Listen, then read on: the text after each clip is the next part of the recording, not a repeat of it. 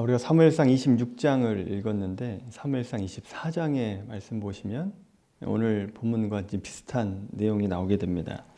다윗이 엔게디 굴에 있을 때에 사울을 살려준 일이 24장에 나오게 되죠. 그 이후에 다윗이 이제 거처를 엔게디 굴 쪽에서 그 근처에 10광야 있는 쪽으로 옮겨 가게 됩니다. 옮겼다라고 한 얘기를 사울의 정탐꾼이 듣고 사울에게 보고를 하게 되니까 사울이 또다시 특수부대 3,000명을 모집해서 다윗을 잡으려고 이 10광야로 내려오게 됩니다. 사울의 모습을 보시면 사무엘상 24장에서 다윗이 자기를 살려준 것에 대해서 고맙다라고 얘기하고 하나님이 너를 축복할 것이다 이렇게 얘기를 해놓고 얼마 지나지 않아서 또다시 다윗을 죽이려고 내려오고 있는 것을 보게 됩니다. 지난번 엔게디 굴에서 사울이 감격해서 했던 말을 다시 한번 보도록 하겠습니다. 사무엘상 24장 말씀입니다. 사무엘상 24장 16절에서 22절까지 말씀입니다. 자, 이 내용이 어떤 내용이냐 하면 다윗이 사울을 살려주고 난 후에 다윗을 불러서 두 가지를 얘기합니다. 첫째는 나는 사울 왕에게 죄를 진 게 없습니다. 무죄합니다 라고 한 얘기. 두 번째, 하나님의 기름 부음 받은 자를 내가 죽이지 않았습니다 라고 한 얘기를 하게 됐죠. 자, 이렇게 이 얘기를 하고 나서 이제 16절 말씀 보시면 다윗이 사울에게 이같이 말하기를 마침에 사울이 이르되 내 아들 다윗아 이것이 내 목소리냐 하고 소리를 높여 울며 17절 다윗에게 이르되 나는 너를 학대하되 너는 나를 선대하니 너는 나보다 의롭도다. 다윗이 자기를 선대한 것을 말하고 다윗이 나보다 낫다라고 한 얘기를 하고 있죠. 그리고 이제 19절 20절 말씀 보시면 다윗을 축복하는 내용이 나오게 됩니다. 나를 살려준 것에 대한 감사의 표시로 다윗을 축복하고 있습니다.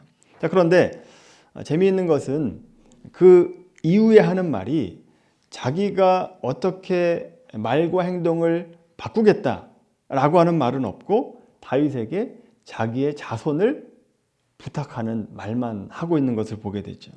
지금까지 자기의 삶을 보거나 하나님께서 사울에게 대해준 어떤 형태를 보면 자기 왕조는 자기 때에 이제 끝날 것 같았고 그 이후에 다윗이 왕이 될 것이다 라고 하는 것을 알았다라고 하는 거죠. 그렇게 얘기하고 나서 이제 다음 21절 말씀 보시면 그런즉 너는 내 후손을 끊지 아니하며 내 아버지의 집에서 내 이름을 멸하지 아니할 것을 이제 여호와의 이름으로 내게 맹세하라 하니라. 자기 자손에 대한 안전을 보장할 것을 맹세해 달라는 겁니다.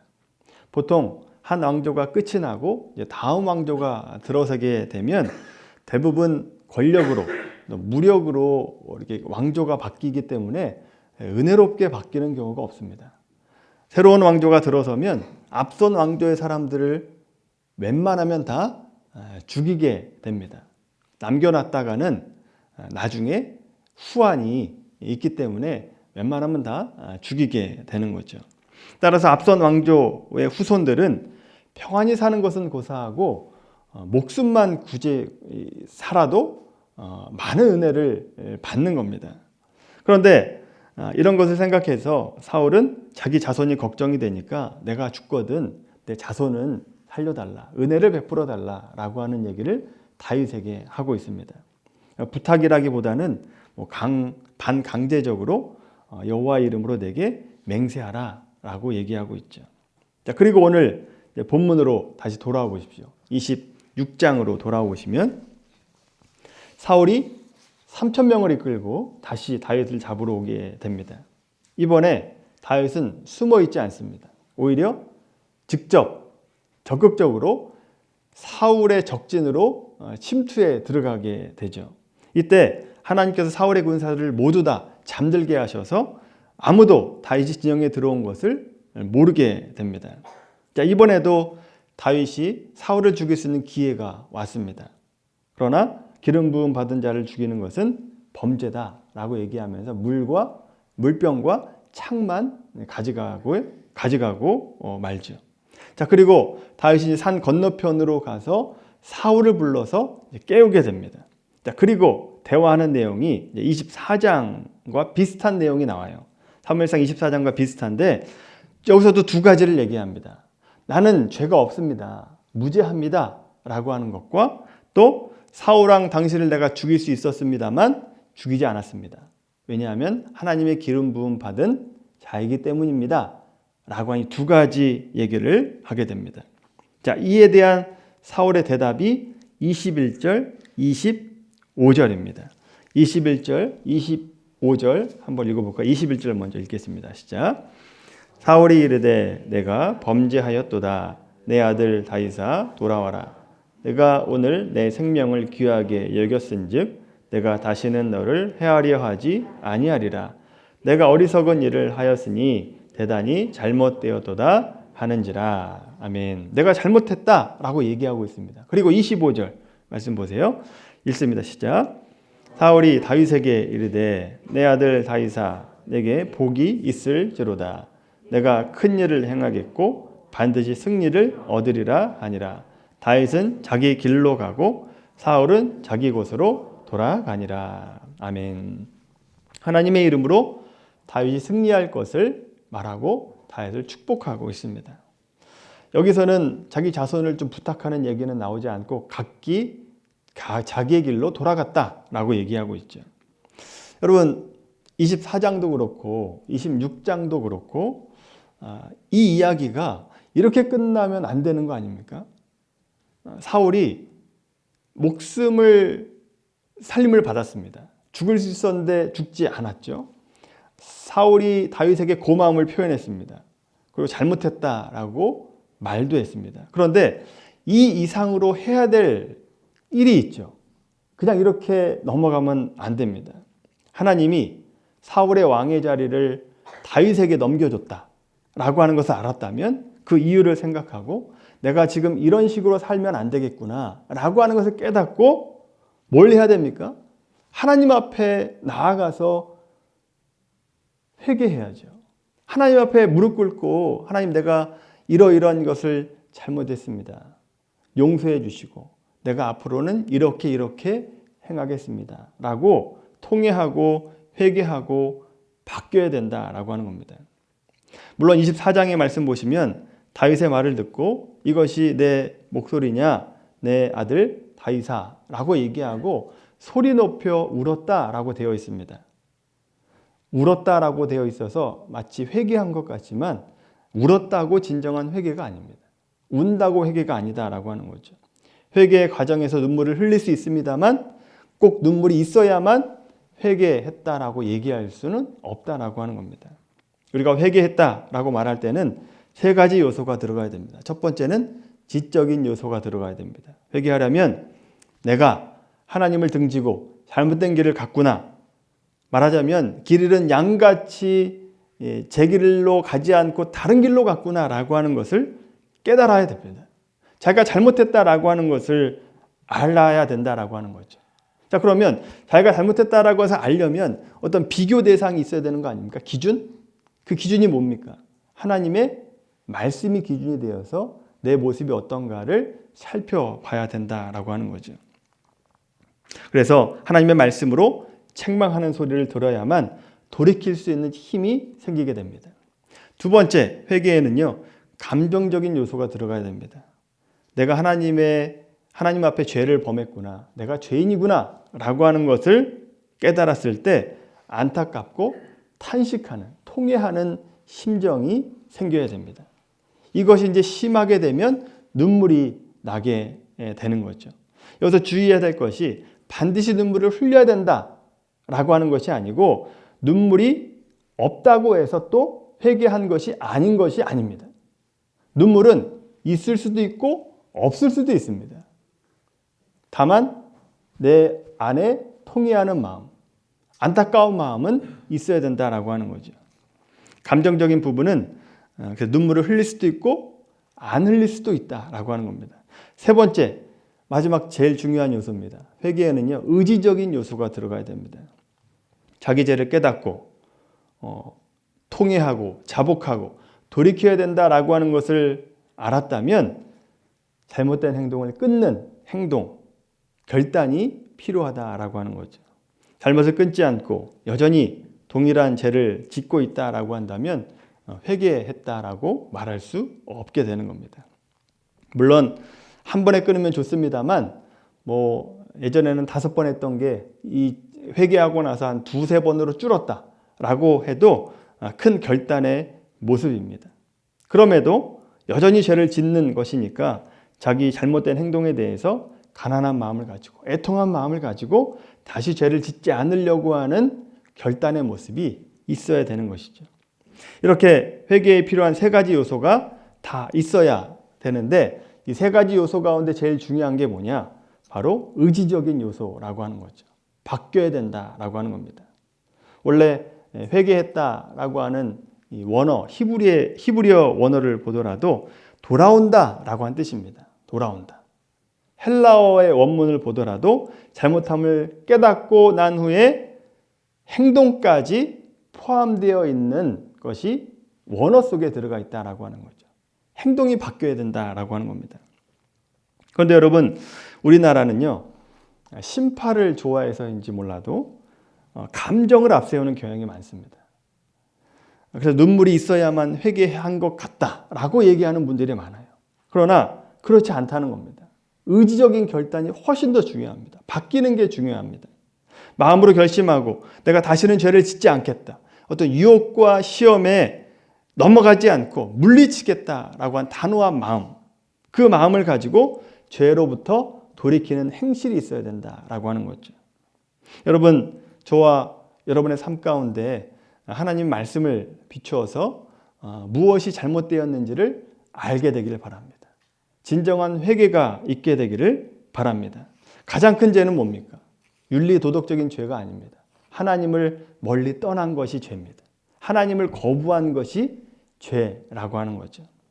여러분, 제가 생각이 났다면 내가 죄인이다 라고 하는 것에 지적인 동의를 하시고 그 죄에 대해서 내가 애통해 하시고 마음 아파하시고 다시는 이 동일한 죄를 짓지 않겠다라고 하는 결단을 하시고 또 의지적인 결단으로 여러분의 행동이 변화되기를 바랍니다. 근데 여러분, 오늘날 그리스도인들 가운데도요, 진정으로 회개하는 분들이 별로 없습니다. 그것을 뭘로 보면 알 수 있느냐? 기독교 역사상 회개의 영이 임하면 대부흥의 운동이 일어났습니다. 대부흥의 운동이 일어나요. 1907년 우리나라에도 회개로 시작해서 대부흥이 일어났거든요. 그런데 요즘 부흥을 보시면 회개에서 부흥했다라고 하는 것이 별로 없어요. 좋은 설교, 또 좋은 프로그램, 좋은 시설, 좋은 목사님, 좋은 사람으로 인해서 부흥했다라고 하는 교회는 있지만 회개의 영이 임해서 부흥했다라고 하는 것이 들어본 적이 없습니다. 거의 들어본 적이 없어요. 자, 그러다 보니까 나타나는 현상이 뭡니까? 큰 교회는 더 커지는데 교회의 역동성이 떨어지고 사회의 영향력을 주는 교회가 점점점 없어지고 있다라고 하는 겁니다. 자, 그렇다면 왜 오늘날 성도들에게 이 회개의 영이 임하지 않는가? 왜 회개하지 않는가? 여러 요인이 있겠습니다만 무엇보다도 성도들의 마음이 닫혀 있어요. 마음을 닫아 걸어 잠그고 있다라고 하는 거죠. 판단 기준인 말씀이 들어가야 자기가 죄인인지를 아는데 마음이 닫혀서 하나님 말씀이 들어가지 않으니까 깨닫지를 못하는 겁니다. 자기가 죄인인지를 몰라요. 그러니까 저도 예외가 아닙니다만 말씀을 들어가지 않고 말씀으로 깨닫지를 못하니까 많은 분들의 신앙을 보면요, 죄를 짓고 있는데도 제가 죄인지를 몰라요. 죄가 죄인지 모른다고요. 기준이 없으니까.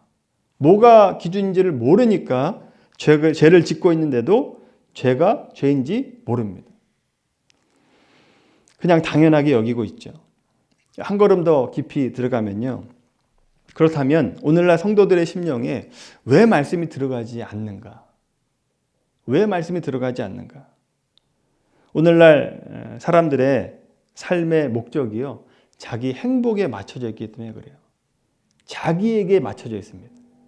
자기 행복, 자기 잘 사는 것, 자기 복 받는 것에 맞춰져 있습니다. 자기 행복을 위해서만 산다라고 하는 것을 뭘 보면 알 수 있느냐면요, 요즘 유행하는 TV 프로그램을 보면 알 수 있어요. 여러분, 예전에 공중파 프로그램을 보면요, 따뜻한 이야기가 굉장히 많았습니다. 한지붕 세 가족, 전원일기, 심지어 예능에도 가족 오락관이라고 되어 있잖아요. 가족, 어떤 공동체를 중심으로 프로그램이 만들었다고요. 그런데 여러분, 요즘 프로그램을 보시면 먹는 것, 여행하는 것, ASMR, 몸짱, 이런 프로그램들이 많습니다. 뭐가 달라졌습니까? 예전에는 공동체 중심이었는데 이제는 순전히 개인의 행복에 맞춰져 있어요. 어떻게 하면 행복할까에 맞춰져 있다고요. 공동체는 없고 개인만 있습니다. 자기 행복에 초점이 맞춰져 있다라고 하는 거죠. 자기 행복에 초점이 맞춰져 있으니까 실제로 나타나는 현상이 뭡니까? 결혼을 안 합니다. 출산을 안 해요. 동성애도 마찬가지입니다. 자기 행복에 맞춰져 있기 위해 동성애를 얘기하는 거예요. 결혼과 출산이라고 하는 사회적 책임은 감당하지 않으려고 하고 단지 인생을 즐깁니다. 그리고 성적인 욕구만 해소하려고 해요. 그러니까 성적인 문제가 나오는 거죠. 이것이 오늘날 사회의 한 현상입니다. 한 사람이 인생을 자기 행복에 초점이 맞춰져 있고 자기에게 집중이 되면 말씀이 들어가지 않습니다. 말씀을 들어도 듣지를 못합니다. 그러면 회개할 길이 없어지게 되는 거죠. 회개의 영이 임하지 않게 되는 겁니다. 심지어 신앙생활까지도 자기 행복에 맞춰져서 신앙생활 하는 분들이 있어요. 설마 그런 사람이 있겠습니까? 라고 생각하겠지만 성경이 그것을 증명합니다. 성경에도 그런 사람이 있었다 라고 말하고 있습니다. 사사기 말씀을 한번 찾아보겠습니다. 사사기 17장 말씀입니다.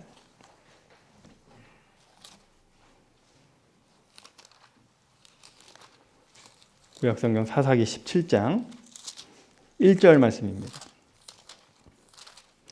391페이지입니다. 구약성경 391페이지 사사기 17장 1절에서 6절까지 말씀입니다. 여러분, 읽을 때 지금 이 말씀이 이방 사람들의 얘기가 아니에요. 이스라엘 백성들 얘기하고 있는 거예요. 하나님의 선택된 민족 얘기하고 있는 겁니다. 17장 1절에서 6절까지 말씀 읽겠습니다. 시작. 에브라임 산지에 미가라 이름하는 사람이 있더니 그의 어머니에게 이르되 어머니께서 은 1,100을 잃어버렸으므로 저주하시고 내 귀에도 말씀하셨더니 보소서 그 은이 내게 있나이다. 내가 그것을 가졌나이다 하니 그의 어머니가 이르되 내 아들이 여호와께 복받기를 원하노라 하니라. 미가가 은 1,100을 그의 어머니에게 도로 주매 그의 어머니가 이르되 내가 내 아들을 위하여 한 신상을 새기며 한 신상을 부어 만들어 내 손에서 이 은을 여호와께 거룩히 드리노라. 그러므로 내가 이제 이 은을 내게 도로 주리라. 미가가 그 은을 그의 어머니에게 도로 주었으므로 어머니가 그 은 200을 가져다가 한 신상을 새기고 한 신상을 부어 만들었더니 그 신상이 미가의 집에 있더라. 그 사람 미가에게 신당이 있으므로 그가 에봇과 드라빔을 만들고 한 아들을 세워 그의 제사장으로 삼았더라. 그때에는 이스라엘에 왕이 없으므로 사람마다 자기 소견에 옳은 대로 행하였더라. 아멘. 사사시대에 대표적으로 나오는 사회 현상입니다. 미가라고 한 사람이, 그러니까 어머니가 그 은 200을 가지고 은장색에게 주어서 신상을 만들어 놓습니다. 더불어 한 가정의 수호신인 드라빔을 만들고 제사장이 제사할 때 입는 에봇을 만듭니다. 이어서 미가의 아들 중 하나를 제사장으로 삼고 있죠. 이렇게 자기 집에다가 신당을 차려놓고 자기네끼리 우상을 만들어 놓고 하는 것이 뭐냐? 하나님이라는 겁니다. 그게. 그 신상이 하나님이다 라고 얘기합니다. 그러다가 다음 말씀 보시면 에브라임 산지의 레위 청년이 한 명이 미가의 집에 오게 됩니다. 미가와의 집에 들어와서 뭐 이것저것 얘기하다 보니까 그 청년이 레위 지파 사람이구나 라고 하는 것을 알게 되고, 그럼 잘 됐다고. 우리 집에 신상이 있으니까 당신이 우리 집에 제사장이 되어달라 라고 얘기하고 있습니다. 그러면 1년에 은 10량, 의복 한 벌, 먹을 것을 책임져 주겠습니다. 이렇게 얘기하니까 그 레위 청년이 좋다고, 내가 여기서 제사장 역할을 하겠다고 그렇게 얘기하고 있습니다. 여러분, 이들이 하는 행동을 잘 보십시오. 뭐에 초점이 맞춰져 있는가? 자기 행복에 초점이 맞춰져 있습니다. 자기 행복을 위해서 신을 만들어요. 자기 행복을 위해서 지금 하나님이라고 이름하고 신당을 짓고 있고 제사장을 한 명을 세우는데 자기 행복을 위해서 세우고 있는 겁니다. 여러분, 이 제사장은요, 정당한 제사장이 아닙니다. 레위 지파는 땅을 기업으로 받지 않고 하나님이 기업이 되신다라고 얘기했고, 자기 마음대로 거처를 움직일 수가 없어요. 정해진 곳이 있습니다. 거길 떠나면 안 돼요. 근데 지금 이 레위 지파는, 이 레위 청년은 자기 마음대로 떠나고 있다라고 하는 거죠. 왜? 무엇 때문에 여기 왔는가? 17장 8절 말씀 보십시오. 17장 8절 말씀 보시면, 그 사람이 거주할 곳을 찾고자 하여 그 성읍 유다 베들레헴을 떠나 가다가 에브라임 산지로 가서 미가의 집에 이르매. 거할 것을 찾는다. 이게 무슨 뜻입니까? 하나님이 정해진 곳이 있는데 거기를 떠나서, 자기 마음대로 떠나서 자기 먹고 살려고 자기 거처할 것을 찾고 있다는 겁니다. 자기 행복을 위해서. 이런 어이없는 일을 하면서요, 미가가 어떤 생각을 하는지 아십니까? 이렇게 하고 13절 말씀 보십시오. 13절. 17장 13절. 레위인을 제사장으로 세웠으니 뭐래요? 하나님께서 내게 복을 주실 것이다. 믿었다고요. 그렇게 믿고 있다라고 하는 겁니다. 자기에게 집중을 하니까 우상인데, 우상이 우상인지도 모르고, 죄도 죄인지 모르고, 뭐가 복인지도 모르고, 어처구니 없는 일을 하면서도 내가 하나님께 복을 받을 것이다 라고 말하고 있는 모습을 보게 되죠. 여러분, 우리가 신앙생활을 잘 하려면요, 내 행복, 내 중심의 신앙생활에서 벗어나야 됩니다. 내 판단, 내 생각, 내 행동에서 벗어나야만 된다라고 하는 거죠. 그렇지 않으면요, 하나님의 말씀이 들어가지도 않게 되고, 말씀이 없으니까 잘못된 것을 하는데도 잘못된 건지도 모르고 그냥 그 모습 그대로 살아가게 되는 것입니다. 하나님 말씀이 들어가지 않으니 회개할 수가 없게 되는 거죠. 여러분, 우리가 신앙생활을 할 때 이 땅에서 잘 되는 것이 목적이 아니지 않습니까? 이 땅에서 잘 살려고 예배하고 기도하고 찬양하는 거 아니지 않습니까? 그런 신앙은요, 신앙생활에 전혀 도움이 되지 않습니다. 오히려 그런 신앙을 가지면요, 후퇴하게 되어 있어요, 신앙이. 우리가 사무엘서를 보고 있는데 자기가 잘못하고 있으면서도 잘못한 줄 모르고 있는 사람이 대표적으로 사울 아닙니까? 사울 왕이에요. 자기 왕권이 목적이 됐죠. 자기 성공이 목적이 됐습니다. 그러니까 하나님 말씀이 들어가지가 않습니다. 말씀이 들어가지가 않으니까 말씀을 어기고 있는데도 핑계대고 있는 것이 얼마나 많이 나옵니까? 고치질 않아요. 왜 그렇습니까? 행복 추구주의 때문에 그래요. 사울의 행복 추구주의. 행복이라고 하는 것은 좋은 겁니다. 그런데 행복 추구주의로 가면 죄가 되는 것이에요. 복이 좋은 겁니다. 그런데 복 중심의 신앙생활은 잘못된 것입니다. 여러분, 우리가 오늘 말씀을 통해서 결단하게 되길 바랍니다. 하나님, 내가 행복 추구주의에서 벗어나서 하나님 중심의 신앙이 되기를 원합니다. 복 중심에서 벗어나서 하나님 중심의 신앙으로 변화되기를 원합니다. 이렇게 결단하게 되기를 바랍니다. 여러분, 이것만 바뀌어도요, 신앙생활이 바뀌어요. 아니, 어떻게 보면요, 신앙생활의 전부가 이거다라고 얘기할 수 있습니다. 내 중심에서 하나님 중심으로 옮겨가는 게 신앙이에요. 그렇지 않으면 우리는 여러 가지 문제가 발생하게 되는 거죠. 우리 모두가 행복 추구주의에서 벗어나게 되길 바랍니다. 우리의 신앙이 하나님 중심으로 바뀌게 되길 바랍니다. 그래야 우리의 영이 바뀝니다. 그래야 잘못한 것인 줄을 알게 됩니다. 회개할 수 있게 되고 매일매일 새로워지고 매일매일 하나님과 가까워질 수 있게 되는 것입니다. 이런 신앙이 되길 바랍니다. 행복 추구주의에서 벗어나서 하나님 중심으로 변화되는 우리 모두가 되기를 예수님의 이름으로 간절히 축원합니다.